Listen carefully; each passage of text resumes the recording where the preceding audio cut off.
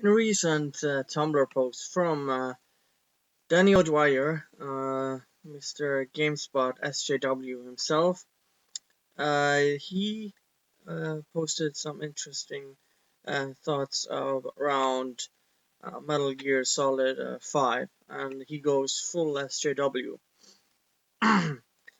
Here's the question. Please, Mr. White Man, tell me how a woman, felt while watching the quiet scenes in Metal Gear Solid 5. I clearly lack the mental capacity to decide how I felt myself. Just like how I lack the willpower to stop myself from endlessly bitching about any game which dares to offend of my absurd neo-puritanical sensibilities. And this is his response. Yowza. Okay, a few points to talk about here, and I lack the brain capacity to write something intelligent this morning, so I'll try my best to reply this with a few bullet points. My video was expressing views that I hold myself and that many women also express. Not imaginary women, but real women, who I talk to in real life and across the internet. Some who are gamers, some who are not, regular people. By minimizing this view down to a single person or archetypal person, you are protecting yourself, but ultimately missing a viewpoint that a bunch of people hold. If you're okay with that, that's up to you, but only way to properly engage in a conversation is to listen half the time. It's difficult to listen to an opinion you fervently disagree with, but if you want to learn, you have to. This is the same reason I'm replying to this post and not deleting it. Uh, 2. I don't speak for all women. 3. You don't speak for all women.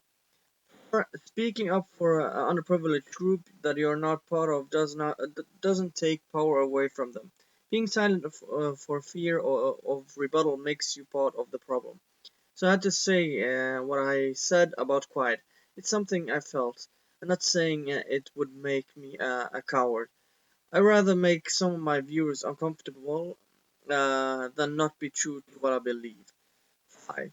It is perfectly possible to play through Metal Gear Solid 5 The Phantom Pain and really enjoy the character of Quiet, and that's okay. That is a valid opinion.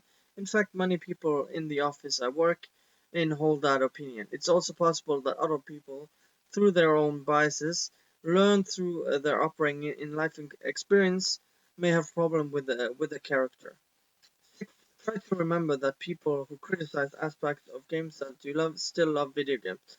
I love Metal Gear Solid The Phantom Pain. I use D-Horse instead of Quiet for many of the missions. I used Quiet when it made tactical sense. My critiques are because I respect creators enough to not give them a pass. Everyone fucks up, and in my opinion, one shared with many others, Quiet was a misstep and part of a larger pattern of sexualizing female characters because male gamers like it. And I believe that it becoming increasingly unpopular as games grow in appeal. 7. It's not the responsibility of people whose opinion you disagree with you to kowtow to yours. You're an adult and you live in a world where millions of people disagree with things you believe in. We do our best to surround ourselves with people and values that align with ours. That makes us feel safe, but there are times when we can't avoid being confronted with those opinions. You will be a happier person if you try and understand them rather than reacting to them so defensively. Your reaction is one based in fear.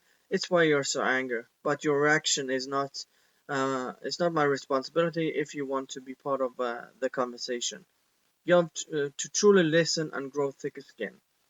It's 8. It's not only conversation in games, but it's part of the conversation in games. In your response, you allude to the idea I can't go 5 minutes without talking about this issue. This is totally incorrect. On part of the defensive response, I talked up that game for weeks on Twitter. I've made multiple videos about how much I love the game design of that game. So when your brain tells you to ignore me because I'm just one of those SJW. That's not me. That's your brain. 9. It's perfectly reasonable for me to think video games can and should do better than this. Thanks for your message. And Danny O'Dwyer, I believe as well, held did 2 videos about Zoe Quinn and Depression Quest, and somehow that showing how people or were how they felt when they were depressed. But I want to highlight something that he said, which was quite was a misstep and part of a larger pattern of sexualizing female characters because male gamers like it. And why is that a problem, according to him?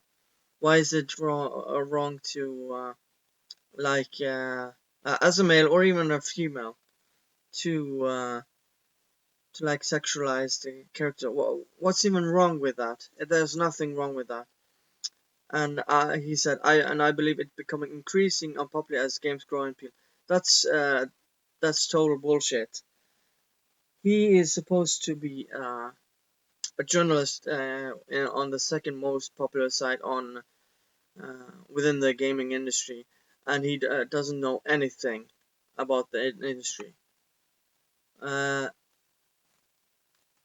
if he can't even fathom that people don't really care, and in games they want to see beautiful people because it's a game and people don't really care.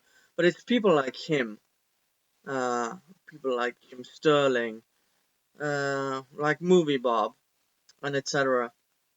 It's these sort of people who want to uh, have minorities as token characters just to be in a game for a reason, or have fat people in there or whatever.